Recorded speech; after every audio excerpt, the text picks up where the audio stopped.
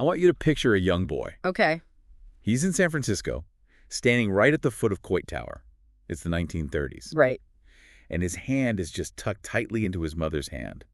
And he is craning his neck, looking up at this massive wall of brightly painted frescoes. Which are, I mean, they're gorgeous. Totally. Vast, vibrant, these flatly painted images of farmers, longshoremen, crowded city streets, just incredible stuff. Yeah. But the thing is, this boy, he doesn't know the sweeping macroeconomic history of the New Deal, right? No, of course not. He's a kid. Exactly. He has no concept of federal funding structures or, relief legislation. Right. Or that out-of-work artists were literally standing on those exact scaffolds drawing government wages. Yeah. During the most devastating economic year of their entire lives. Mm-hmm. He doesn't know any of that. He only knows that his mother thought he really needed to see this art. And that specific memory, that serves as a remarkably grounding historical document for the material we are analyzing today. It really does. Because that boy at Coit Tower, that is Nicole Mackenzie. Who goes by Nick, usually. Right, Nick. And decades after that memory, he compiled this massive historical and personal account that we are drawing from for this deep dive. The source material we've been practically living in all week. Exactly. He titled it the Dividend Dossier. And Mackenzie's primary thesis in this dossier is to trace what he calls the infinite dividend of the Works Progress Administration. The WPA. The WPA. And our mission in this deep dive is to basically test that thesis, right? Yes. We are going to trace the 90-year journey of the WPA, moving from a desperate, temporary Depression-era relief strategy all the way to permanent institutional stability in the modern day. Specifically in 2026. Which is quite a leap. It's a huge leap.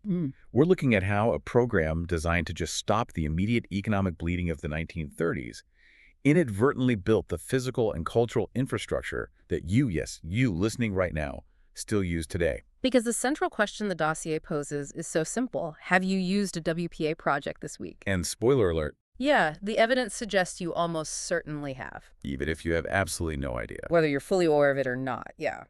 The architectural and cultural footprint is just so vast that it has become essentially invisible. But before we trace that footprint, I do want to establish some strict parameters for how we're going to handle the final chapters of this dossier. Oh, definitely. We need ground rules for this one. Right.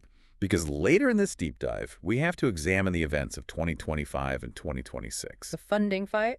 Yeah, when a fierce, highly publicized political battle erupted over federal funding for the institutional heirs of the WPA. It got incredibly heated. Very heated.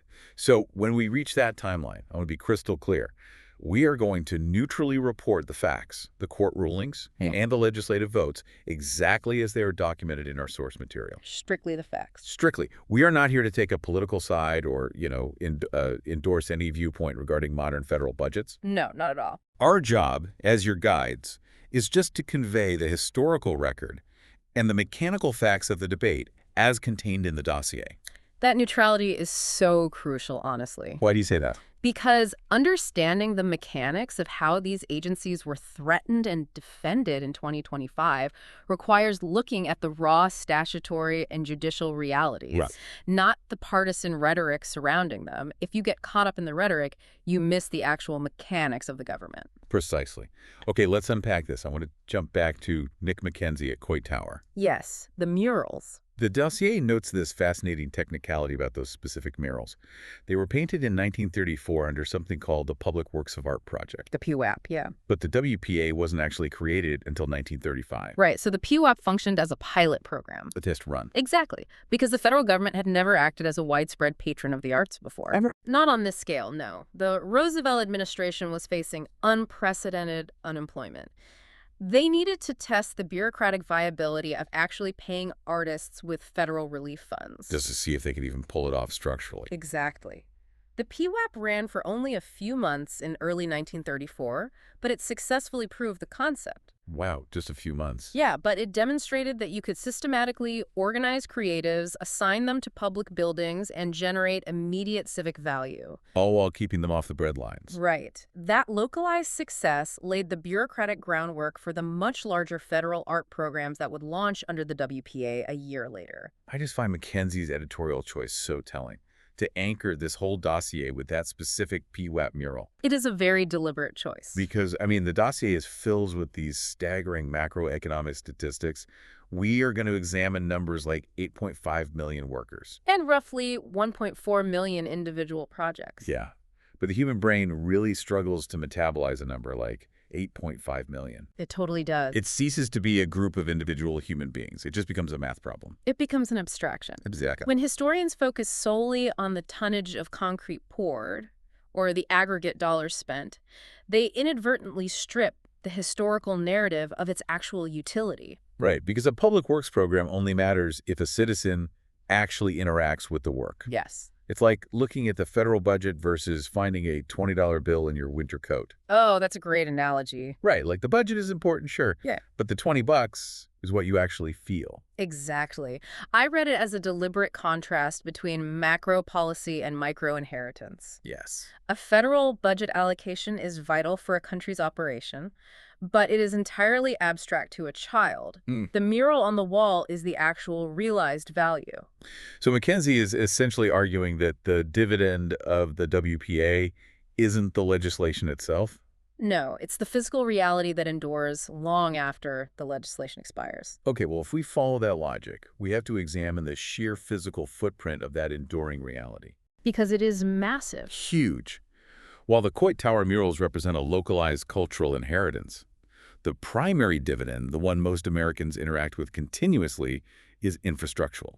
What the dossier meticulously catalogs as the dividend you can stand in. The dividend you can stand in. I love that phrasing. That's perfect. Let's analyze the mechanics of that physical footprint, because the scale literally defies modern comprehension. It really does. The sources state that the WPA laid down over 650,000 miles of road. 650,000. That isn't a typo.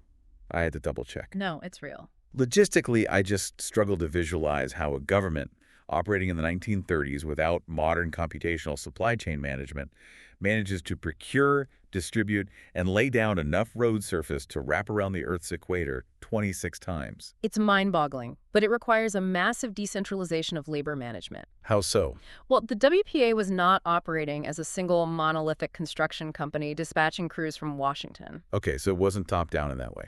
Not mechanically, no. It relied heavily on local municipalities proposing projects and managing the daily labor. Ah, I see. While the federal government basically just provided the wages. That makes a lot more sense. And we also have to remember the context of the American landscape in 1935. Right. What did it actually look like?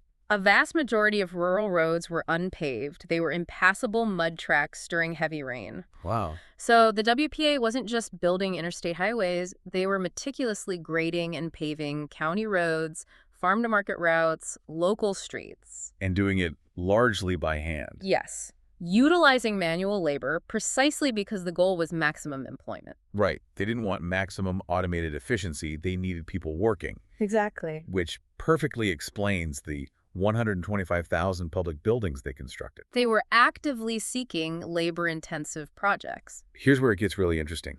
The dossier highlights several structures that have transcended their origins as just, relief projects. To become permanent fixtures of American life. Yes.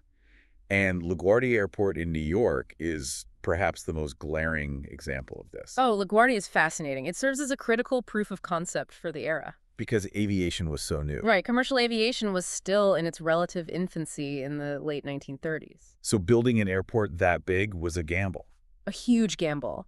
By committing massive WPA resources to construct a state-of-the-art municipal airport in the nation's financial capital, the federal government was signaling something important. That aviation was a permanent, vital public utility. Exactly. And the project required millions of man-hours, not just for the terminals, but for the complex grading and filling of the waterfront runways. Which is wild to think about. Today, millions of travelers route through LaGuardia. Totally divorced from the reality that the physical ground beneath their aircraft was shaped by Depression-era relief labor. They just think of it as an airport. They don't think of it as a New Deal project. No, it's just part of the background. It is the ultimate adaptive reuse of a crisis.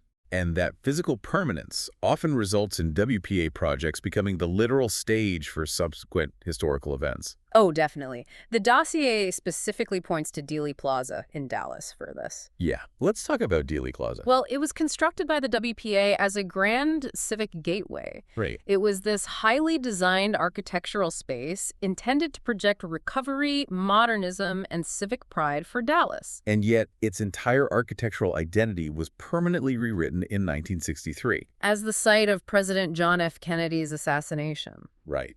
The space, designed to symbolize communal recovery, is now globally recognized as a landscape of national trauma. It highlights a really profound reality about infrastructure. What's that? The builders control the geometry of a space, but they have absolutely no control over the history that will eventually unfold within it. Oh, that is so well said. The builders control the geometry, but not the history. Right. And that loss of control over the infrastructure's ultimate purpose is perfectly illustrated by another prominent example in the dossier. Camp David. Yes. Camp David in Maryland. The evolution of this site is just fascinating. It really is. The dossier notes it began in 1935 as Heiskatokten, Right, a federal recreation and demonstration camp. built by both the WPA and the Civilian Conservation Corps, the CCC. Exactly. It was originally intended to show how sub-marginal agricultural land could be repurposed for public recreation. Just a place for families to go. A rustic camp meant for federal employees and their families to escape the Washington heat, constructed entirely through relief labor. And it stayed that way for a while. Yeah, it remained a relatively standard New Deal recreational project until 1942. Right, World War II. With the outbreak of the war, security concerns made it incredibly dangerous for Franklin D. Roosevelt to cruise on the presidential yacht. Oh, right, because of U-boats. Exactly. He needed a secure terrestrial retreat within driving distance of the White House. So he selected Heiskatokten. Heavily modified it and renamed it Shangri-La. And then later, President Eisenhower renamed it Camp David. Right. The very cabins and dining halls built by unemployed laborers in the 1930s became the sealed rooms where subsequent presidents brokered global peace accords. And managed international crises. The structural dividend fundamentally shifted from domestic relief to a geopolitical staging ground. But, you know, if we want to understand the true localized impact of the fundamental dividend, we have to look at how the WPA operated in remote environments. Where it's hard to build anything. Places requiring really complex logistical coordination. And the dossier's prime example of this is Timberline Lodge. On Mount Hood in Oregon. Timberline Lodge really forces us to reconsider what we define as infrastructure. It does. Built between 1936 and 1938, it required roughly $1 million in WPA labor. Which was a massive amount of money back then. FDR formally dedicated it in September of 1937. But the physical construction of the lodge, the timber framing, the stonemasonry is only half the story. Right, the exterior is only part of it. The interior of Timberline Lodge reveals the true breadth of the WPA's labor mobilization. Specifically through the Women's and Professional Division. Yes.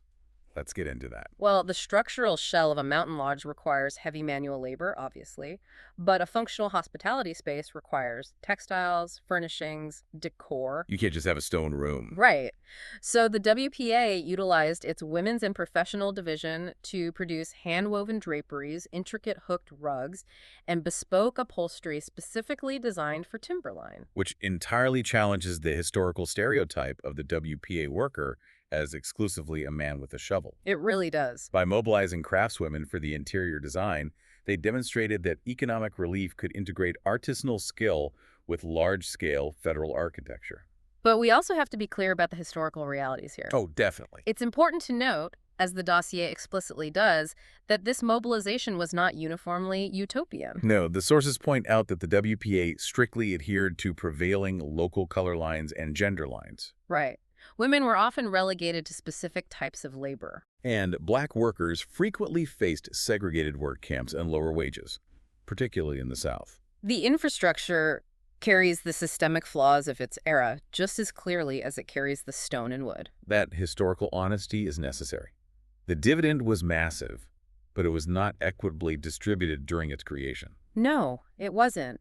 However, the sheer organizational capacity required to build, furnish, and launch a facility like Timberline Lodge in 2 years under Depression conditions remains a staggering administrative feat. Totally. Just think about the logistics of getting all those materials and people up a mountain. Unbelievable. And yet, as complex as pouring concrete on a mountain or designing municipal airports might be, those projects deal with static materials. Right. A building stays where you put it. Exactly. The dossier transitions from this physical legacy to something far more logistically volatile. The distribution of perishable food. Yes, this is what McKinsey refers to as the dividend you can eat. This shift represents a fundamental evolution in how the federal government understood its own utility. How so? Well, the WPA did not strictly limit its hiring to construction trades. Right. They hired teachers, nurses, and librarians directly from the relief roles. And critically, they hired cooks. And those culinary workers formed the backbone of the WPA school lunch line. Yes. The logistical requirements here are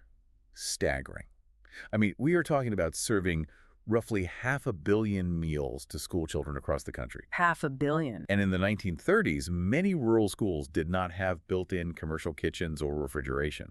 Some barely had electricity. Right. So how does a relief agency suddenly build a national culinary supply chain to deliver hot food to children, many of whom had no other reliable caloric intake? They leveraged surplus agricultural commodities. Okay, unpack that. The federal government was simultaneously buying up excess crops from struggling farmers to stabilize agricultural prices. Because prices had crashed. Exactly.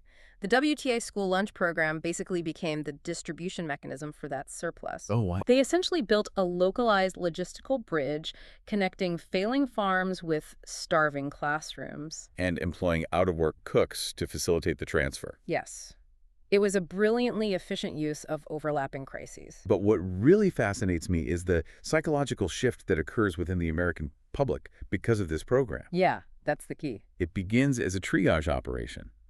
The economy has collapsed, children are malnourished, so the government steps in with an emergency measure. A temporary fix. Right.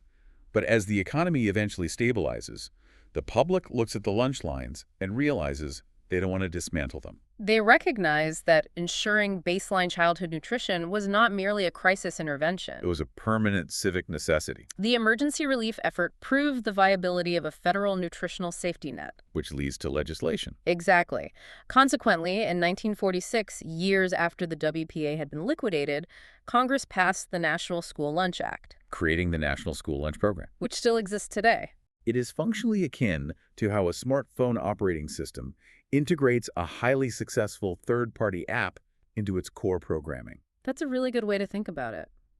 The WPA school lunch was essentially a beta test developed during a crisis. But once the public experienced its utility, the federal government absorbed the code permanently.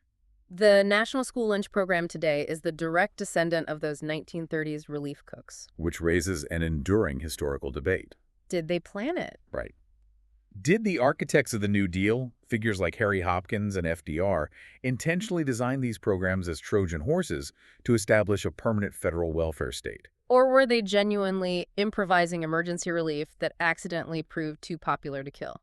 Based on the evidence in the dossier, it seems largely improvisational. I agree. Hopkins was famously focused on immediate wage distribution. He just wanted to get money into people's hands. Well, the permanence of the school lunch program wasn't born from a grand 1935 master plan. It was born from the undeniable, visible success of the intervention. however, while feeding children became a widely accepted permanent federal role, the WPA's parallel foray into cultural funding sparked an ideological war that never actually ended. Oh boy.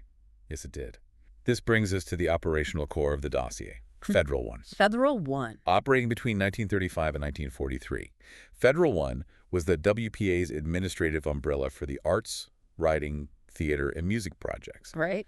It operated as an accidental incubator for American culture, Yeah. overseen by figures like Holger Cahill managing the painters, Hallie Flanagan directing the theater project. and Henry Alsberg organizing the writers. It was a massive undertaking. I want to interrogate the justification for Federal One because the political friction it caused is entirely predictable. Oh, completely. If you are a taxpayer in 1935 and a quarter of the workforce is unemployed, you can logically understand why the government pays a crew to pave a farm-to-market road. Because commerce must move. Exactly.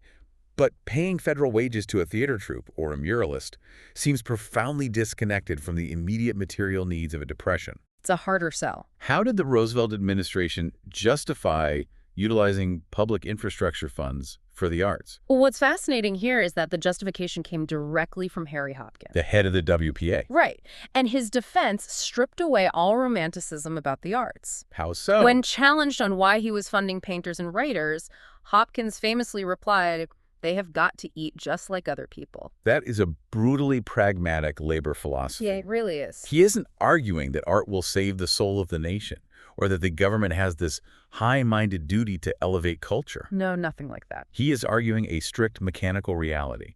A violinist cannot pour concrete. And a novelist is useless on a steel framing crew. Right, but they are still unemployed Americans requiring relief wages to survive. Precisely. Federal One originated as a highly targeted, localized relief strategy for specialized unemployed creatives. Right.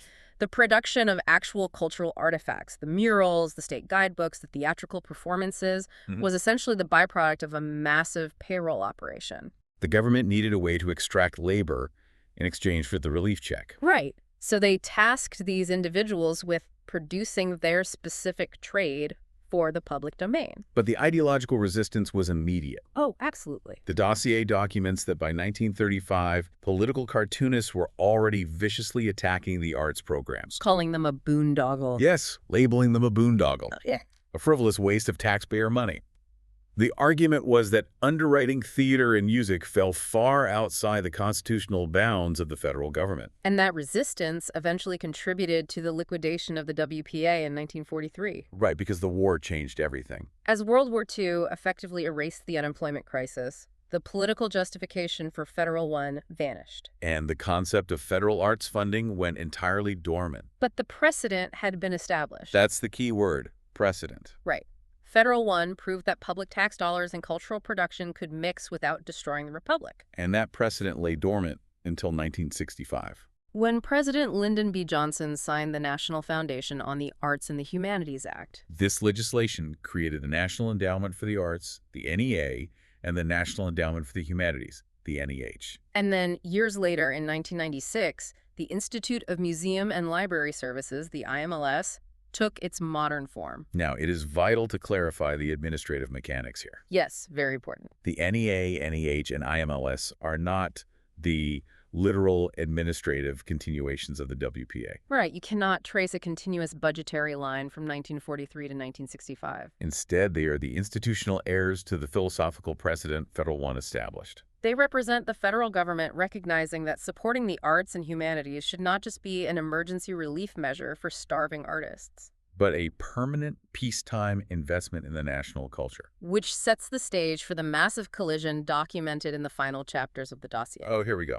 Because the exact ideological argument that labeled Federal One a boondoggle in 1935 flared back into a very real, very consequential legislative and judicial war exactly 90 years later. Okay, let's get into the events of 2025 and 2026. And again, we must rely squarely on the chronological facts and legal mechanics detailed in our sources. Strictly neutral. Right. The central conflict revolves around whether the federal government has a legitimate mandate to fund these cultural agencies. Let's examine the timeline. Walk us through it. In January 2025, a new federal entity known as the Department of Government Efficiency, or DOGE, began driving a wave of federal grant terminations. Okay. The administration issued Executive Order 14238, which specifically targeted several small agencies for outright elimination. And the ILS was prominently placed in the crosshairs. The mechanical impact of that executive order was instantaneous and severe. How severe? Well, the dossier notes that the acting director of the IMLS later provided testimony confirming that roughly 1,200 competitive grants were canceled almost immediately. 1,200 grants. This single action wiped out more than 90% of the agency's competitive grant portfolio. Wow. Simultaneously, the NEA was forced to retract or heavily revise a significant portion of its own active grants. I want to break down the mechanics of how an executive order actually achieves that, Right. because it triggered a massive constitutional pushback. Right. The grants administered by the IMLS and the NEA were funded by prior congressional appropriations. Money that was already allocated. Exactly. So if Congress holds the power of the purse and has legally allocated funds for rural libraries or local museums, how does an executive order bypass that appropriation to terminate the grants mid-cycle? That tension over the separation of powers is exactly what escalated the crisis. Because it's a constitutional question. Right. And by May of 2025, the administration formalized its stance by releasing its fiscal year 2026 budget request. And what did that budget say? It explicitly proposed eliminating the NEA, the NEH, and the IMLS entirely. So not just cutting back. No, the budget sought to zero out their funding, effectively arguing that local culture and library support is not a federal responsibility. Which mirrors the 1935 boondoggle cartoons perfectly. It really does. History rhymes. But the institutional system fought back through two distinct branches of government. Let's look at the judicial response first. Okay. On November 21st, 2025, a critical ruling came down from the U.S. District Court for the District of Rhode Island. Yes. Judge John J. McConnell presided over a lawsuit brought by a coalition of 21 states. 21 states sued. Right. And these states argued that the abrupt cancellation of the IMLS grants caused immediate material harm to their local library and museum systems. And what was the specific constitutional argument that secured their victory? Why did the court rule in their favor? Well, Judge McConnell ruled that Executive Order 14238 fundamentally exceeded presidential authority. Based on what? The legal mechanics hinge on the Impoundment Control Act and the constitutional mandate that the executive branch must faithfully execute the laws, including appropriations laws passed by Congress. I see. The court determined that the administration could not unilaterally cancel legally appropriated, binding grant contracts simply via executive directive. So the cancellation of the IMLS grants was deemed unlawful. Yes, exactly. And that judicial check forced immediate administrative compliance. Because they had to follow the court order. Right. Less than 2 weeks later, on December 3rd, 2025, the IMLS formally announced the reinstatement of all previously terminated grants, expressly superseding the January cancellation notices. However, a judicial ruling only protects existing prior appropriations. Right. It cannot force a future Congress to allocate new money. That's a really important distinction. The ultimate survival of the agencies depended entirely on how the legislative branch handled that May 2025 budget request to zero them out. Which brings us to the legislative climax in January 2026. A big vote. Right. Congress actively declined to abolish the agencies. They passed the fiscal year 2026 appropriations, keeping the NEA and the NEH funded at approximately $207 million each. Essentially level funding them against the prior year. Exactly. The IMLS sustained a slight reduction, landing between $292 and $295 million. And the most revealing aspect of that legislative action is the voting arithmetic. Yeah, let's talk about the numbers. The appropriations passed with massive, lopsided bipartisan margins. Like how lopsided? We are looking at votes of roughly 397 to 28 in the House of Representatives. Oh, wow. And 82 to 15 in the Senate. That arithmetic proves that when the abstract concept of federal arts funding was threatened with actual elimination, local representatives recognized the highly localized, practical value of the dividend. The defense in 2025 was fundamentally identical to Harry Hopkins' defense in 1935. These programs generate tangible, necessary value in local communities. Right. But the dossier highlights a devastating irony that occurred during the chaos of 2025. Oh, yes. Involving a public history initiative called the People's Recorder. Right, the People's Recorder. It's an audio documentary project specifically designed to unearth and broadcast the original voices recorded by the Federal Writers Project back in the 1930s. So their entire mission was to make the invisible legacy of Federal One visible to a modern audience. Exactly. And yet, amidst the grant cancellations of 2025, the People's Recorder lost the NEH grant that was vital for producing its second season. Oh, man. The mechanism built to preserve the history of the WPA was structurally damaged by a modern political war over the WPA's direct institutional heir. It perfectly encapsulates the vulnerability of the cultural dividend. It really does. You cannot bulldoze 650,000 miles of physical road, but a cultural endowment requires continuous, active financial renewal. If the funding is severed, the cultural infrastructure instantly collapses. Which is why organizations like the Living New Deal Mapping Project, also highlighted in the dossier, are so critical. Absolutely. They are actively cataloging thousands of surviving WPA sites nationwide to combat infrastructural amnesia. Because the greatest threat to this legacy isn't necessarily political hostility. Yeah. It is absolute invisibility. Oh, right. When an infrastructural system is highly successful, it seamlessly integrates into the background of daily life. You don't even notice it. When a citizen walks into a rural post office or accesses a digitized archive at a local library, they don't see the historical bureaucratic machinery that built it. They just assume it has always existed. Yeah. It operates exactly like the software running your smartphone. Another great analogy. You never think about the complex background coding required to route your calls, manage your battery, or connect to the internet. You just tap the screen. Right. The only time you recognize the existence of the operating system is when a critical update fails, or someone threatens to delete it, and suddenly none of your apps work. And 2025 was the moment the public realized that local libraries and cultural institutions are running on a 90-year-old federal operating system. One that requires active defense to remain online. Bringing us to the final verdict of the dossier. The ultimate question. We have examined the physical roads, the schools, the culinary supply chains, and the modern cultural endowments. Right. When you assess the sheer breadth of this inheritance, the initial claim is entirely validated. The modern American daily routine is inextricably linked to the labor of the 1930s. Despite the deep systemic flaws of the era, the racial segregation of the labor camps, Right. and the fact that it took the industrial mobilization of World War II to truly end the Great Depression. True. Even with all that, the infinite dividend of the WPA remains arguably the highest return on investment in the history of American public policy.